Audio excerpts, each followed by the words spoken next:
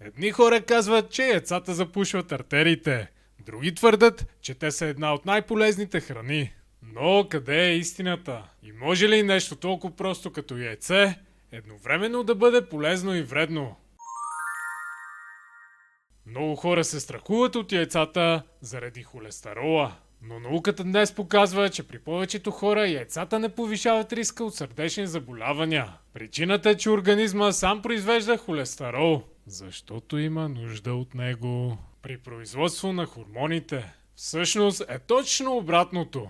Когато човек приема повече холестерол от храната, черният дроб често намалява собственото си производство. При някои хора яйцата могат леко да повишат общия холестерол, но често повишават така наречения добър холестерол. Обикновено яйцата не са проблем. Но проблем може да бъде консумацията им с колбаси, маргарин, захар и други нездравословни храни. Но има и други рискове, за които рядко се говори. По черупката на яйцето могат да полепнат бактерии, мърсотия и дори паразитни яйца. Особено ако са домашни и недобре почистени. Затова е добре черупката да се измие внимателно непосредствено преди употреба. Не е добра идея да се мият много по-рано и после да стоят, защото така естественият защитен слой на черупката се разрушава. Ако яйцето е старо, има няколко признака. Миризмата може да стане неприятна или сяро съдържаща. Има и лесен тест.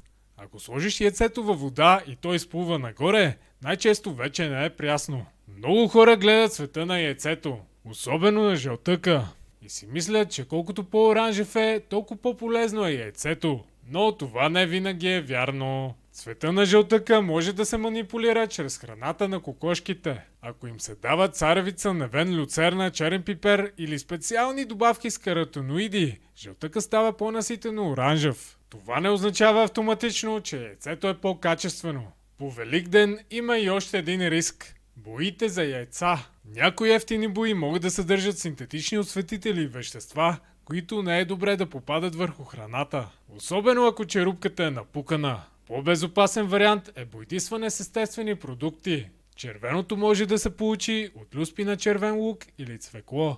Жълтото от куркума. Зелено от коприва или спанак.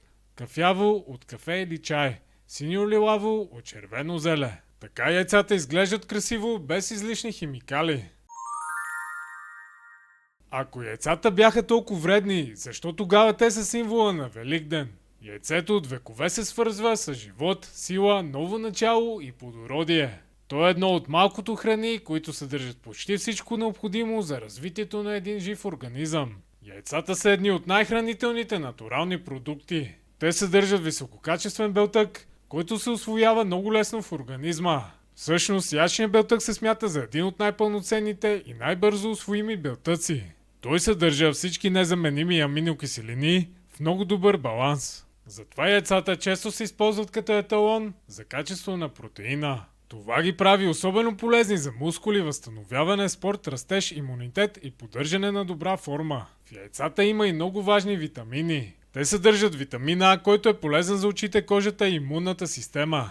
Макар и в малко количество, има и витамин Д, който подпомага костите, имунитета и усвояването на калция. Съдържат витамин Е, който е мощен антиоксидант. Имат витамин К, който е важен за кръвосъсирането и костите. Яйцата съдържат и витамини от групата В, В2, В5, В6, В7, В9 и В12. Тези витамини участват в енергията, нервната система, мозъка, костите, кожата, ногтите и образуването на кръв. Особено ценен е биотина, който е известен с ролята си за кожата и косата. Яйцата съдържат и важни минерали. Сред тях са желязо, фосфор, селен, цинк, йод, калций, магнезий и калий. Селенът е особено важен антиоксидант и подпомага щитовидната жлеза. Цинкът е полезен за имунитета, тестостерона, кожата и зарастването. Йодът е основното гориво на щитовидната жлеза.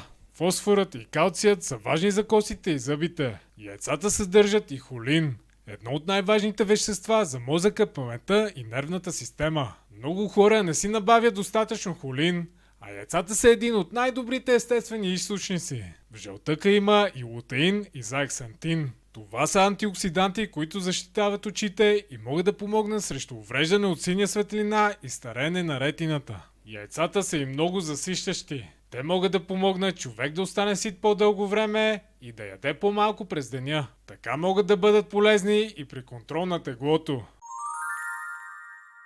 Аз лично взимам яйца от частен производител, който гледа кокошките натурално и ми ги носи всеки петък съвсем пресни. Преди 2 седмици той ме пита: а за Великден да ти донеса ли повече яйца? Аз му отвърнах: ами аз взимам най-малко по 40 яйца на седмица. На мен всеки ден ми е Великден. Той се усмихна и ми пожела хубав ден. Да, при мен яйцата са основен източник на протеин, но качеството на яйцата има огромно значение. Едно е кокошките да стоят затворени в клетки почти без движение и без слънце.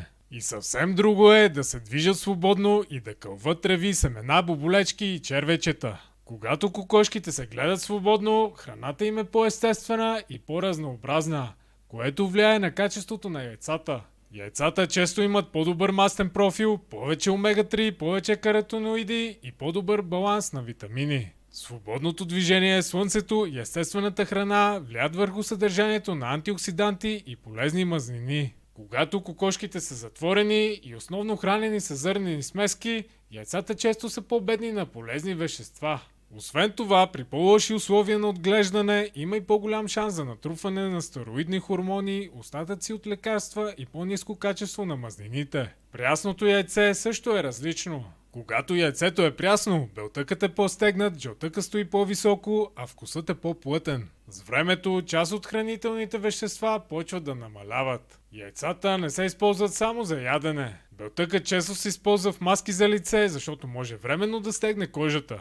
Жълтъкът се използва с домашни маски за коса, защото съдържа мазнини, биотин и протеини. Комбинация от яйце, мед и захтин често се използва за суха коса. Яйце и кисело мляко могат да се използват за подхранваща маска за лице.